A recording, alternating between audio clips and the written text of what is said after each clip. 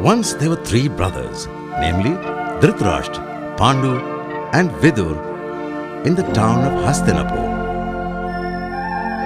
Bhishma brought them up as if they were his own sons. Pandu was an expert at archery. Dhritarashtra had extraordinary physical strength, and Vidur was a scholar. But Dhritarashtra was blind, and Vidur was the son of a maidservant. Therefore, it was not possible to make them king. Thus, Bhishma handed over his crown to Pandu. Gandhari was the daughter of King Subal of Gandhar state. Gandhari got married to Dhritarashtra. Gandhari was a very faithful wife to her husband, and because he was blind from birth, she also decided to cover her eyes for life. Kunti got married to King Pandu. After some time, Bhishma arranged the second marriage of King Pandu.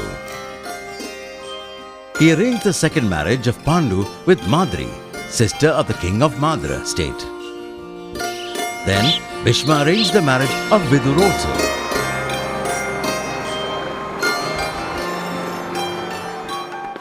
Thus, after getting all three brothers married off, Bhishma was relieved of his great responsibility. After his marriage, Pandu acquired a lot of property by conquering other states and handed over that property to Dhritarashtra, Bhishma and Satyavati. After the conquest of these states, King Pandu, along with Kunti and Madri, proceeded for a hunt and camped at the foot of the Himalayan region. At this point of time, Gandhari was pregnant, but she didn't deliver for 2 years.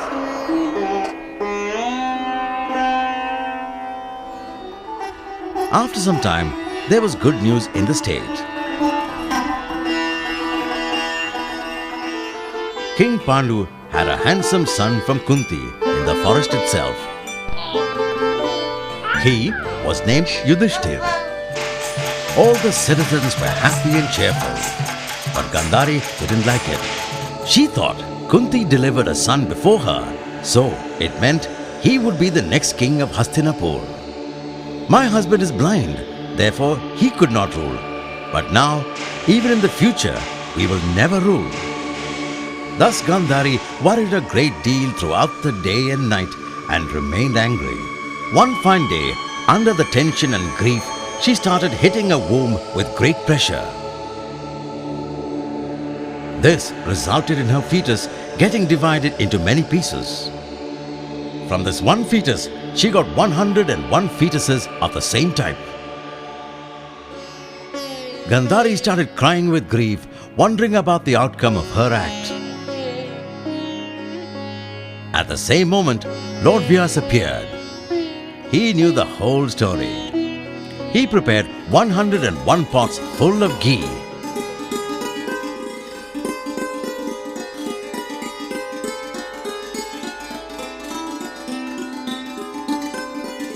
And then put a thumb-sized fetus in all the pots and covered them with lids.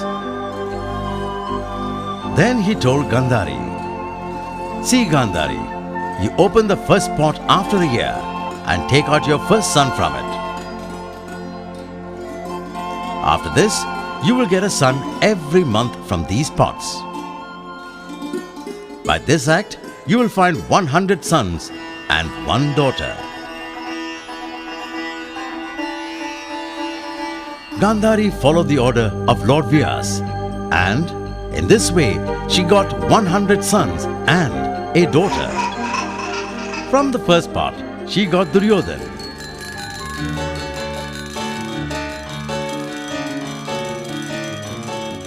At that time, inauspicious signs were seen everywhere. A donkey, a wolf, a crow and a fox started crying loudly in front of the king's palace. Fire broke out. Disastrous storm started. Sons of Dhritarashtra, born after Duryodhana, were called Kauravas. When this happened at Hastinapur, King Pandu along with both the queens were staying in the Himalayas.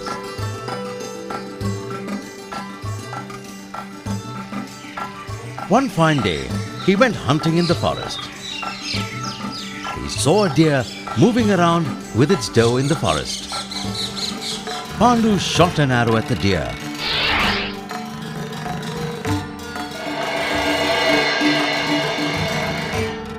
And it fell down.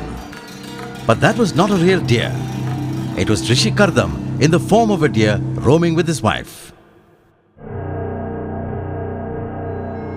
Wounded by the arrow, this deer said in a human voice, "O king, I was roaming with my wife in this lonely forest, but you hunted me. May God do the same with you." Thus, putting a curse on the king, Kardam Rishi died beside his wife. Pandu was very disturbed by this unfortunate incident. He started worrying more and more day by day and was very sad. He thought to himself, "I neither want state nor worldly objects, and half of my life has passed wandering in this forest." Therefore, he called both his queens and said, "Now you should go back to Dhritarashtra at Hastinapur." But both queens decided to remain in the forest and participate in penance. They started penance, but Pandu couldn't concentrate. He was lacking peace of mind. "I have done so much penance, and in spite of this, I am without issue. After my death, my family tree will not grow." Thinking in this manner, Pandu felt much grief and sorrow. When Kunti saw his sad state of mind, she decided to disclose the secret of her previous lifetime. She told Pandu, "I have not disclosed the secret to anybody, but today I am telling this to you." I offered my heartfelt prayers to Rishi Durvasa. He was so pleased that he gave me a mantra as a boon. He told me that whenever I chant this mantra, keeping in mind any god, that god will appear and give me a son. With your permission, I'll chant this mantra and call God, but I'm not sure which god I should call. Will you advise me on this? Kunti started chanting on the advice of Pandu and called Yamraj. Yamraj appeared, and by his kind grace, she got a son called Yudhishthir.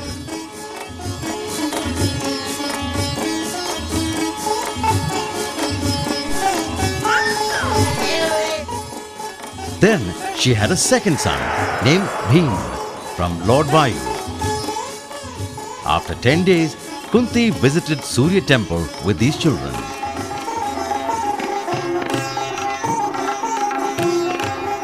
There she called on Lord Indradev to give her a son without any peers in this world. And by the grace of Lord Indradev, she got her third son, Arjun.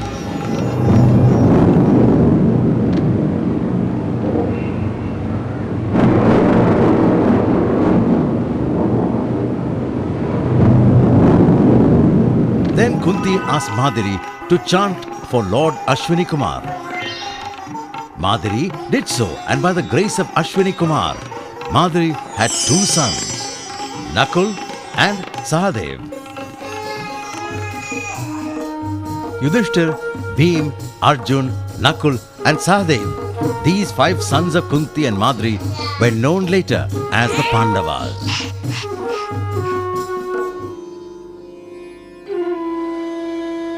Day by day, King Pandu began losing his strength and lived in great sorrow.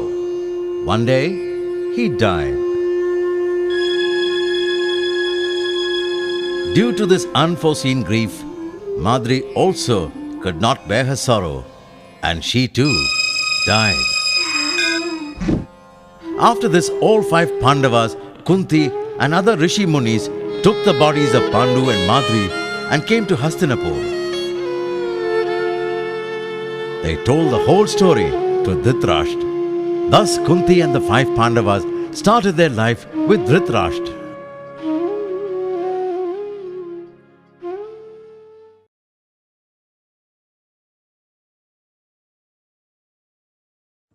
Bhim had killed Bakasur. After that, the Pandavas started their journey towards the north. On their way, they met some Brahmins. Dharmaraj questioned the Brahmin, Maharaj, where are you going? The Brahmin said, towards Panchal state. Dharmaraj asked, anything special happening there? The Brahmin said, there is a Swayamvar of Draupadi, the daughter of the king of Panchal state, Raja Drupad. We are proceeding to Panchal state to receive donations from there. Dharmaraj asked, do you have any idea as to whom Draupadi will select? The Brahmin said, there is nothing to imagine. Her father has fixed a competition of archery. Whoever wins the competition, Draupadi will garland him. Arjun heard all this. He thought, if there is only archery competition there, then I can surely win that. We will go to Swayamvar. Arjun mentioned his eagerness to the other four brothers and Kunti.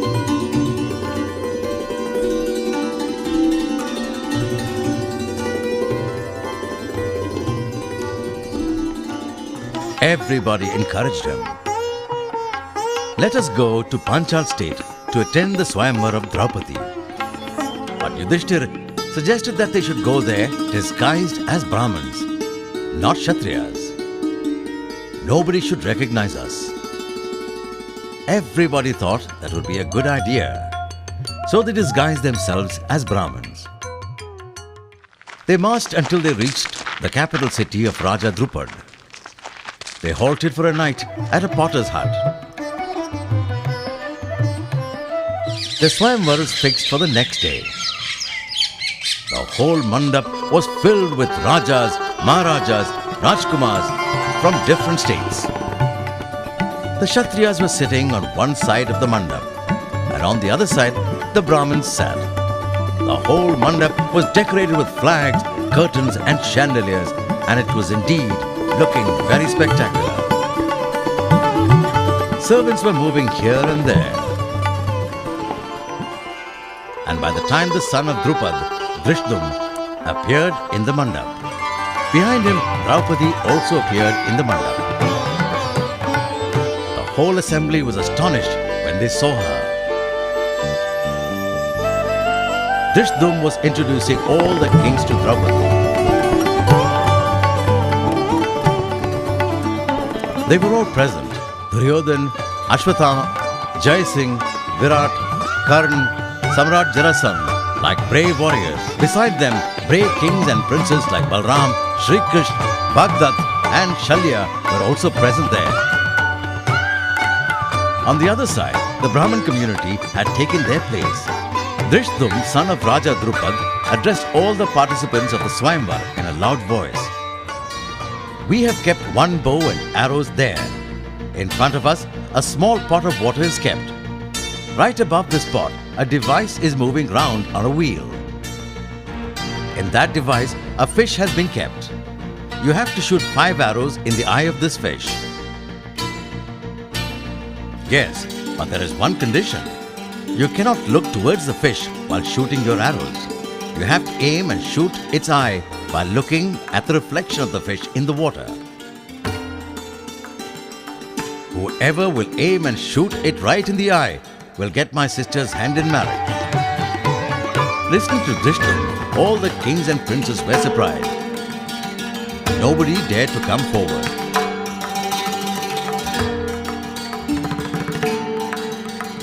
Then the king of Kamboj got up. On reaching near the pot, he saw the reflection of the fish in the water. As he took aim at it, it moved on. He went back to his seat. Then Shishupal got up. He also could not aim at it. Everybody started to laugh. Many kings and princes had the same experience. At last, Karan got up. He drew his arrow and put it in his bow. It struck the device and fell down, making a loud sound. All the kings were sitting silent. There was pin-drop silence in the mandap. Then a doubt arose in the mind of Draupadi. Is there anybody at all who can hit that target? Then a young fellow got up from the side of the Brahmins. As soon as he stood up, the kings and princes became upset. What is this poor Brahmin doing here? How will he shoot the target? Then Sri Krishna took a look at him. Balram was sitting next to him. Sri Krishna told Balram that it looked like Arjun in the form of a Brahmin. Arjun came forward and stood there boldly. He moved near the pot. He held the bow with confidence. He put 5 arrows in his bow.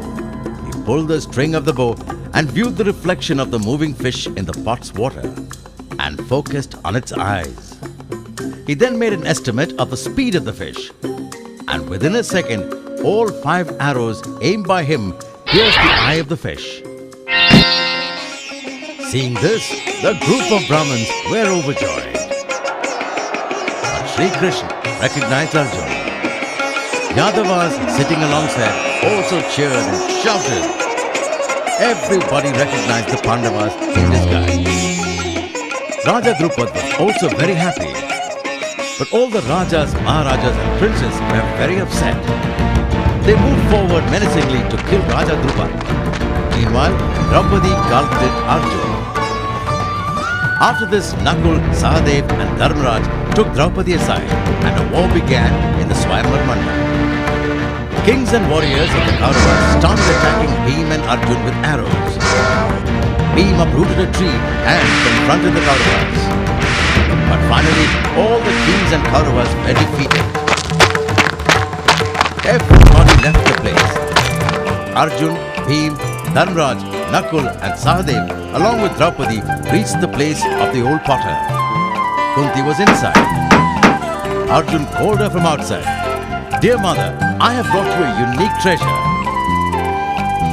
Kunti replied from inside itself, "Children, divide it amongst yourself equally."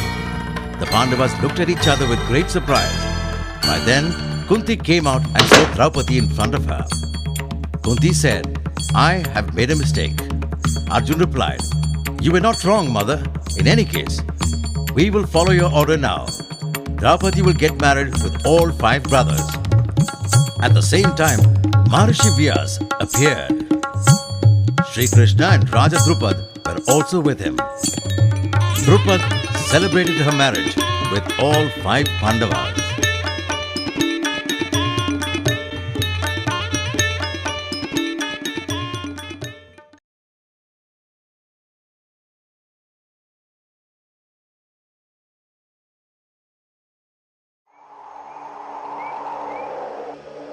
This is a story from the days of the exile.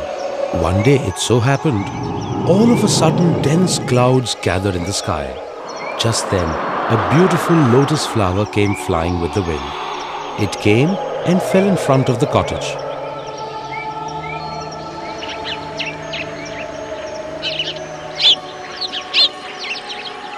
The sweet smell and the beauty of the flower enchanted Draupadi. She said to Bhim, "I want more of these. Please get them for me." Draupadi was adamant. How could Bhim refuse? Bhim picked up his mace and left in search of the flowers. The path went through a forest. On seeing Bhim, tigers, lions, and many other animals roared and attacked him.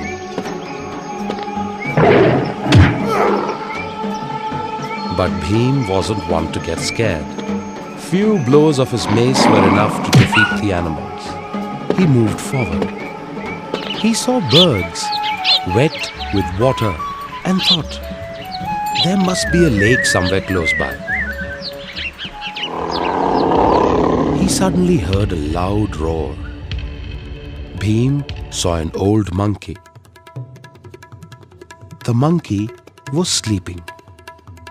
Bhim called out to the monkey.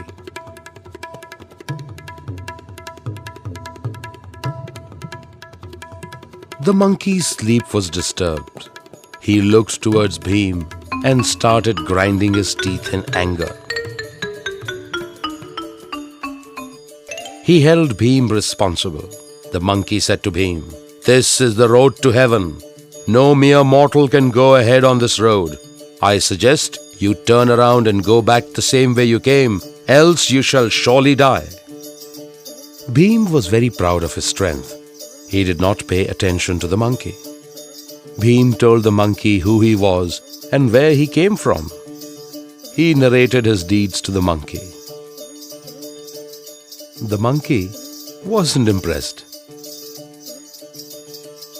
Bhim angrily said, "Oh monkey, get out of my way. Why are you staring at me this way? Didn't I tell you to move out of my way?" The monkey said, "Look, I'm old now. I don't even keep too well these days. Why don't you do one thing? Go over me. Or else, move my tail to one side and then pass." Bhim said, "That's it? It will be easy to move your tail." Saying this, Bhim tried to move the tail. But he just wasn't able to lift it one bit. Bhim tried to lift the tail with both his hands. On seeing Bhim's predicament, the monkey started smiling to himself. All of Bhim's efforts were wasted. His strength started ebbing. Bhim very shamefully said, "Oh great monkey, I beg of you, please tell me who you are." The monkey said, "I am Maruti, the one who crossed the ocean and burned down Ravan's Lanka." Maruti narrated the entire Ramayana to Bhim. Showing Bhim his huge, magnificent form, Maruti said, "This is the road to heaven. Mortals do not have the permission to walk on this road. I blocked your way just so that someone may not curse you. Now you must turn around, and if you want to reach Kuber Lake, then take this other path." Saying this, Maruti vanished. Bhim went on the path shown by Maruti. After walking some distance, he saw the lake.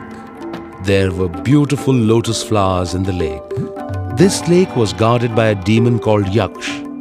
He stopped Bhim, but Bhim felled him with a blow. A tired Bhim entered the water.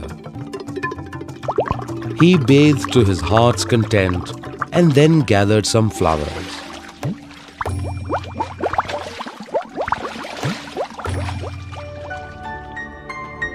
On reaching their cottage, he gave them to Draupadi. Draupadi was extremely pleased. Once, the Pandavas were in deep trouble. A demon named Jatasur had assumed the form of a Brahmin and had merged himself into a group of Brahmins. Bhim and Ghatotkach had both gone hunting. That is exactly what Jatasur wanted. He assumed his terrible form.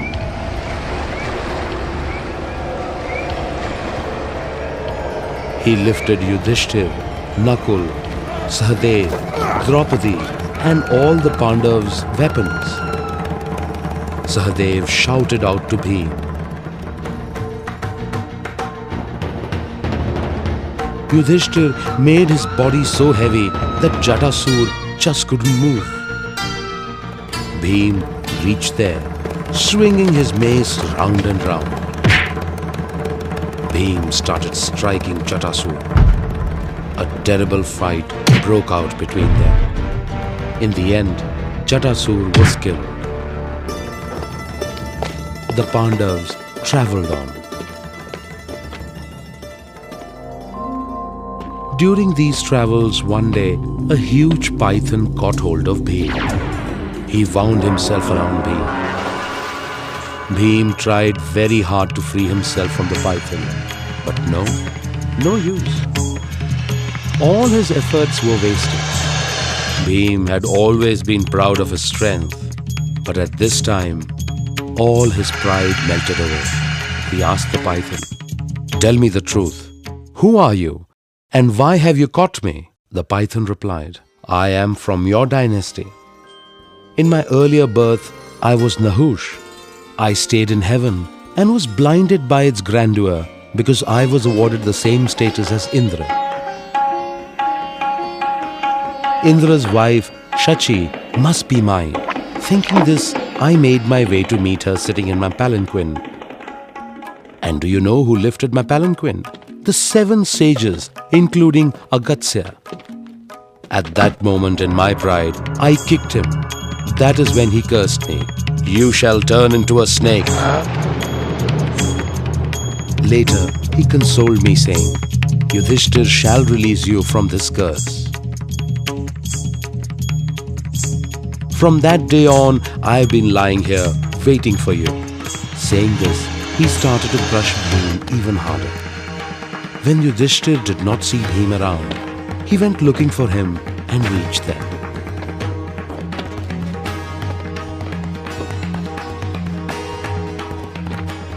Yudhishthir was saddened on seeing Bhim's condition. He bowed down before the serpent and requested him to release Bhim. The python immediately agreed and released Bhim. At that very moment, the python was released from his curse and made his way to heaven. After this incident, the Pandavas made their way towards the Kamyak forest. They travelled ahead and reached Dvait forest. They made this forest their home for a few days.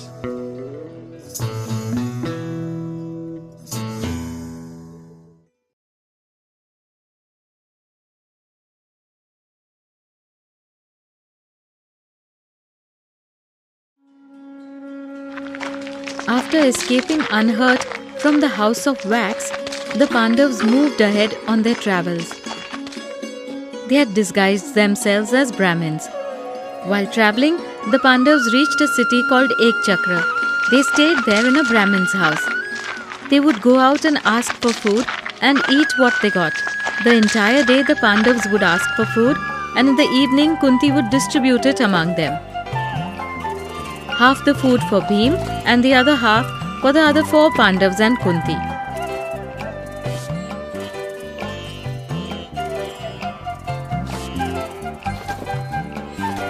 One day, only Bhim and Kunti were at home. The other 4 Pandavas were out asking for food. Suddenly, they heard sounds of crying coming from the Brahmin's house. When Kunti went and asked, the Brahmin told her, "A demon named Bakasur lives on the outskirts of the city. He has made life very difficult for the people of the city. To save themselves from Bakasur, the people have agreed to give him 1 cart full of grain, 2 goats, and 1 human for him to feed on. Every day these provisions have to come from 1 house in the city. Today it is my turn. I am very poor. Tomorrow I will be the demon's lunch. That's why everyone in the house is crying." Kunti felt very sad. She said, "I'm staying in your house. I shall help you. My children aren't ordinary people. They have defeated many demons. Why just Bakasur? No demon can stand up to my children. You don't worry. You get the cart ready with the grain and 2 goats. Tomorrow morning my son Bhim shall go to the demon." The Brahmin was very happy. Kunti came home and narrated everything to Bhim. Bhim jumped with joy. Just the thought of fighting with a demon the next day excited him very much.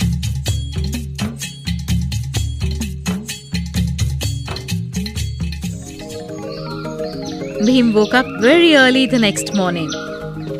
He was eager to go to the demon, fight with him and teach him a lesson. The cart was ready outside their door, filled with grain. Bhim took the cart and left to meet the demon. Bhim's mouth started watering due to the aroma of all the food in the cart. If only I could eat all this, it would be so much fun. Such thoughts too entered his mind. A river crossed his path. There was a forest on the other side of the river. Bakasur stayed in that very forest. Bhim stopped the cart. It was afternoon. Bhim was very hungry.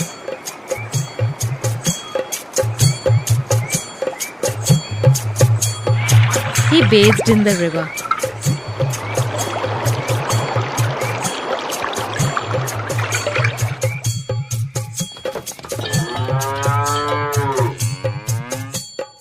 Then Bhim loudly called out to Bakasur 3-4 times.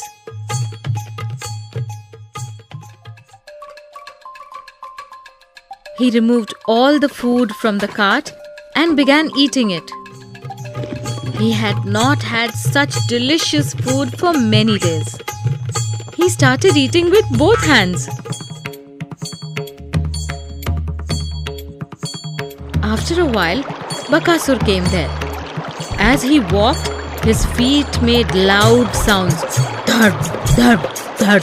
Bakasur was shocked. The person who brought the cart would normally be shivering with fear, but this man was eating the food.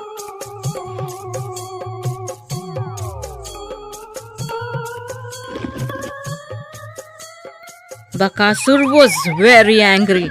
He roared loudly. But Bhim didn't even look towards him. He just went on eating the food. Bakasur's anger started rising. He started pounding Bhim's back with his fists. Bhim just wasn't affected by this. He laughed and said, hit me harder. Very good, harder, harder. Bakasur kept on hitting and Bhim kept on eating. This went on for quite some time.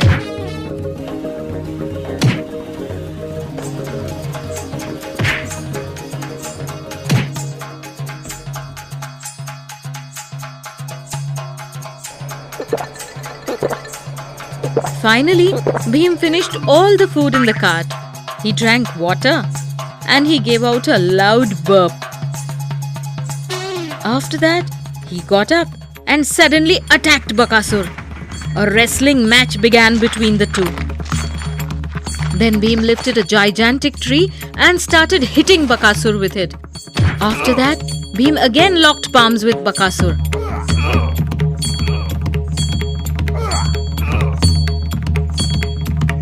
Finally, Bhim threw Bakasur onto the ground and gave him a good beating. He broke his arms and legs. Bakasur screamed out loudly. Blood came out from his mouth. And Bakasur slowly died. Hearing Bakasur's screams, the other demons came rushing there. They were astonished on seeing the terrible sight. They stood where they were like statues. Bhim said, "If any one of you ever kills a human, then your fate will be the same as that of Bakasur." The frightened demons promised never again to kill or trouble humans, and they ran away into the forest. Bhim dragged the giant Bakasur's dead body back to the city and placed it at the entrance to Ekchakra. Then he quietly went home and had a good night's sleep. The next morning, people were stunned to see the dead body of Bakasur. There was happiness everywhere. The people thronged to the city gates to see the dead Bakasur. Bhim too went and stood with the people. The people wondered, who must have killed the terrible Bakasur? Bhim said, "Yesterday in the morning, I saw a divine being going in that direction. Probably this is his work."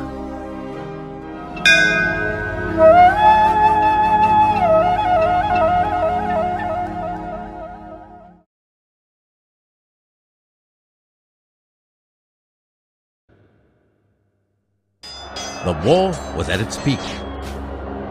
One fine day, Duryodhan told Dronacharya, "Acharya, it seems you want to ruin our kingdom. That's why you didn't catch Yudhishthir yesterday. It appears you're on the enemy's side." Dronacharya said, "Rajan, I always wish for your welfare, but you still blame me. Just keep one thing in mind, that whoever has been saved by Lord Krishna cannot be hurt by anybody. But today, I'll make a Chakravyuh.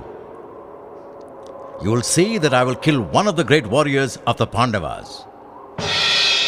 But you should make sure that Arjun should remain far away from Yudhishthir. After saying this, Dronacharya started making a Chakravyuh. At the same time, Duryodhan challenged Arjun for war, and Arjun left for the battlefield.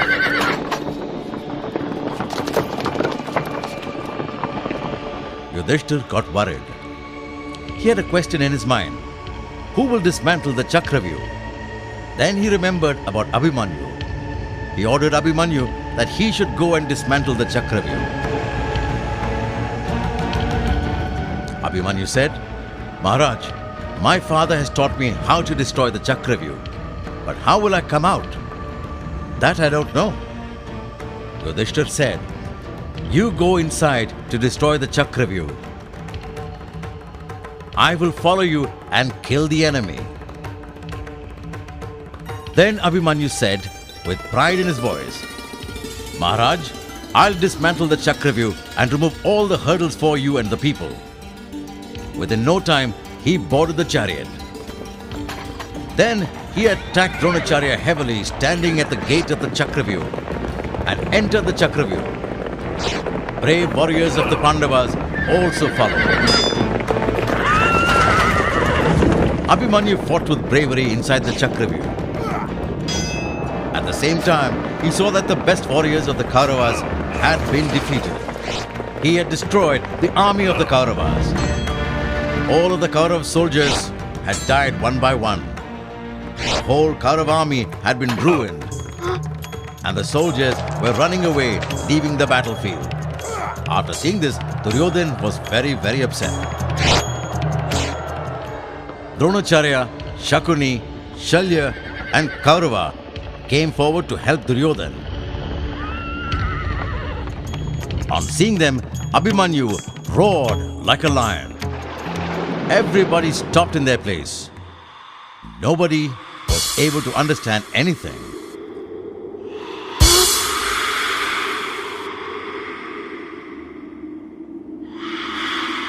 To defeat him, Abhimanyu shot an arrow towards Karna,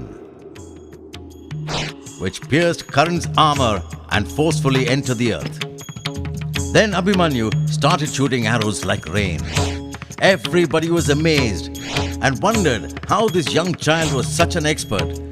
When he takes out an arrow, puts it to his bow and shoots, nobody could even see the action. His actions were fast as lightning.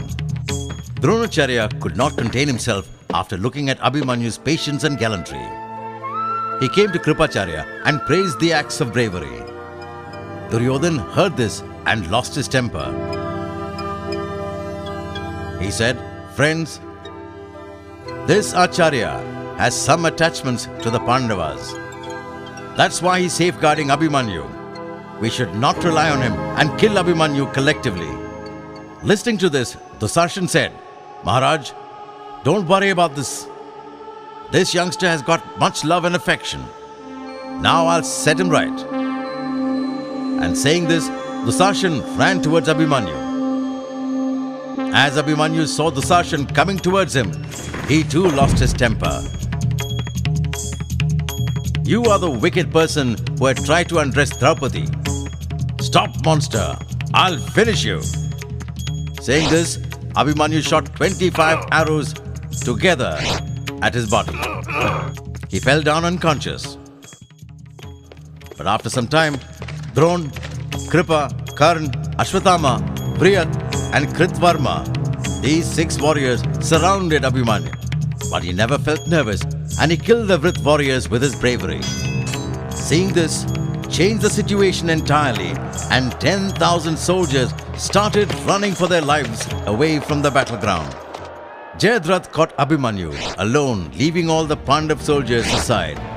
How long and with how many can he fight alone? Gradually, the Kaurava army surrounded Abhimanyu. At the same time, Karan said to Dronacharya, Acharya, this young warrior is killing Kaurav soldiers and warriors. Please show me some way to kill him. Then Dron told him, There is only one remedy to kill him. You make him weaponless and kill him. Because as long as he is armed, even God cannot kill him.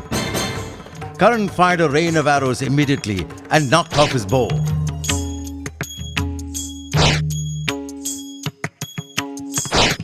He killed the horses, throwing his chariot with his flag.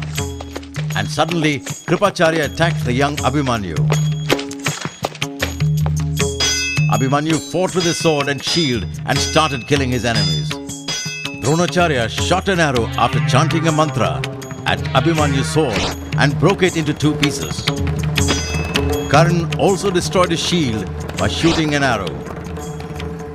Abhimanyu took a wheel of his chariot and attacked Dronacharya. At the time, blood was flowing out from the body of Abhimanyu. All his clothes became red with blood. So they combined forces and broke the chariot wheel into pieces.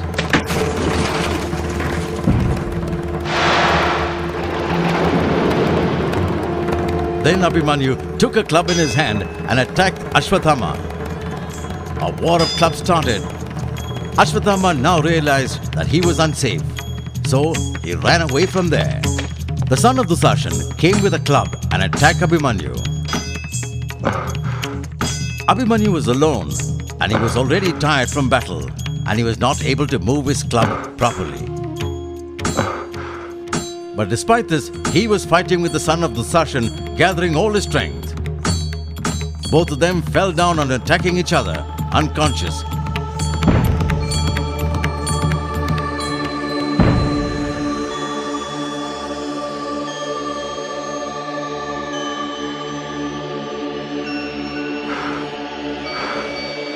But the son of Dusashan became conscious first.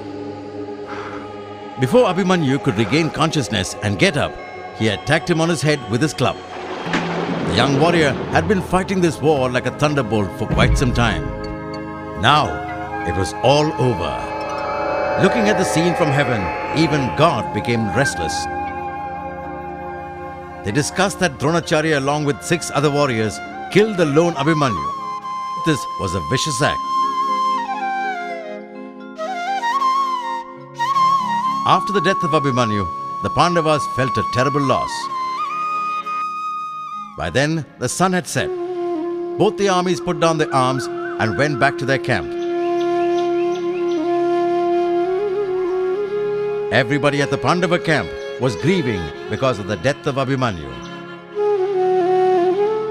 All of them were thinking the same thought, that after some time when Arjun would come, how would they tell him about the whole distressful event?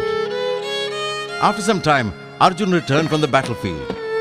What he sees is everybody's faces full of sorrow. He questioned them, "What's the matter? Why so much grief? Where is my Abhimanyu? Let me see my Abhimanyu. Otherwise, I'll sacrifice myself. I'll sacrifice my life." Nobody had the courage to give him a reply. At last, collecting his courage, Yudhishthir narrated the whole episode to Arjun in a sad voice. After listening to the whole event, Arjun was very sad. When he knew that Jayadratha was the root cause of the death of his son Abhimanyu, he was furious. He said in front of all, "Brave warriors, I vow that if I cannot kill Jayadratha before sunset of tomorrow, I'll be responsible for the murder of a Brahmin and I'll suffer punishments of hell. If I cannot kill Jayadratha before sunset of tomorrow, then I will sacrifice myself in the fire."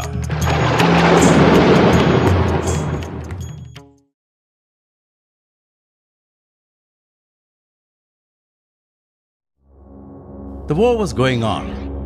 Sri Krishna said to Arjun, "Karna is the root cause of all the troubles. Nobody can kill him except you."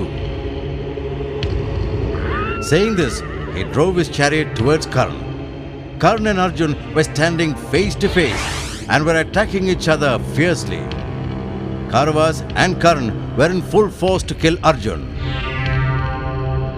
Seeing this, Bhim said with anger, "Oh Arjun, what are you looking for? There is no time to waste. Kill this evil Karan at the earliest. Arjun said, Keshav, if you say so, I'll use Brahmastra for the good of the world and kill Karan. I request you to please allow me. Shri Krishna said, then what on earth are you waiting for? My blessings are with you. Go ahead and use it immediately. After getting permission, Arjun prayed for Brahmastra, and again a fierce battle started between both of them. Karan used Brahmastra, and in return Arjun used Indrastra. To overcome that, then Arjun started showering arrows on Karan like rain. Karan's body became weak. His body became weak and exhausted, and even the string of his bow became loose. Arjun continued firing arrows, and Karan fell in a shower of arrows. Arjun kept his bow down. On seeing this, Sri Krishna said to Arjun, Parth, don't show any mercy to the enemy, otherwise he will destroy you. Kill him before he regains consciousness. By then, Karan became conscious, but he was extremely weak. He wanted to use the weapon given by Lord Parshuram. But all of a sudden, due to a tremor in the earth was shaking and his chariot wheels began to sink into the earth. Karan jumped from the chariot and started removing the wheel of the chariot. Arjun didn't stop shooting arrows at him. Seeing this, Karan said to Arjun, Arjun, my chariot's wheel is stuck in the earth. Let me take it out. Till then, please don't shoot arrows. Please stop for a while. Please stop for a moment for the sake of our religion. Hearing this, Krishna said jokingly, Oh Radhe, it is a known fact that when a wicked person is in trouble, that's when he remembers his religion, because then they forget all their wicked deeds. Where was your religion before? Or did you just discover it? When you were undressing Draupadi in full assembly, why were you so shameless? At that time, where was your religion? Radhe, where was your religion when you were trying to burn all Pandavas in Lakshagriha? It will be against religion to show any mercy towards you. No matter what you say about religion, nobody can save you now. Are you trying to teach religion to Arjun? But you should be aware that Arjun knows more about religion than you. At this point of time, it's Arjun's religion to kill you. Then Sri Krishna told Arjun, Hey Arjun, kill Karan before he boards the chariot. Obeying the order, Arjun shot down the flag of Karan's chariot first. When the flag fell down, everyone in Karan's army started to stampede. Arjun put a luminous arrow like a thunderbolt on his bow, and after chanting a spiritual mantra, shot Karan. This thundering arrow took off Karan's head from his body. Karan fell down to the earth. A spiritual light came out of his body and was lost in the sunshine.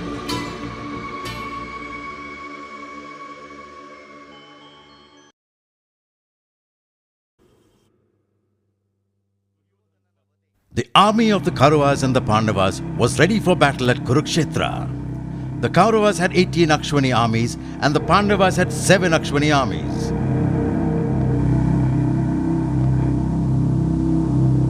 Bhishma was the commander of the Kauravas and Yudhishthir of the Pandavas.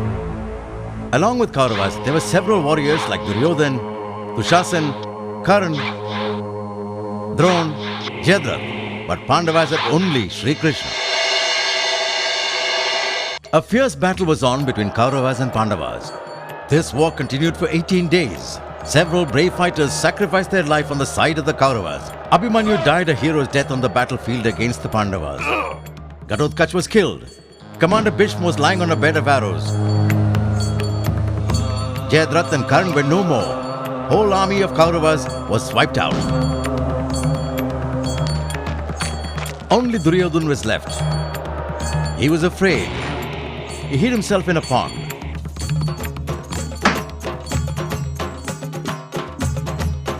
The Pandavas came to that pond searching for Duryodhan.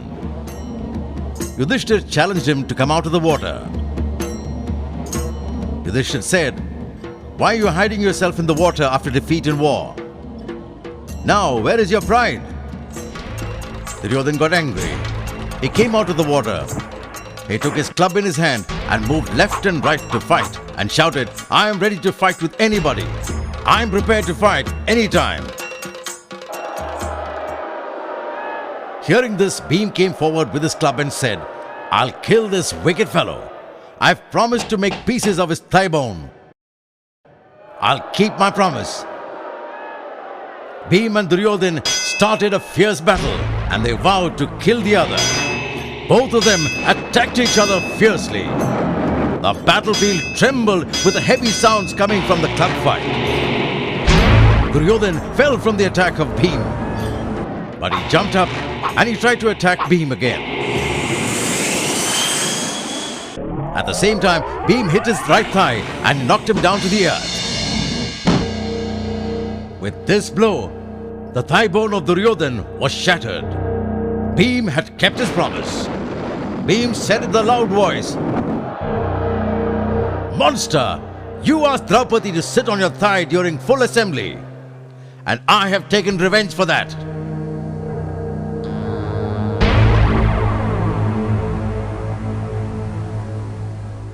The Pandavas got a complete victory after the death of Duryodhan. The Pandavas got their kingdom back and they started ruling once again with pleasure.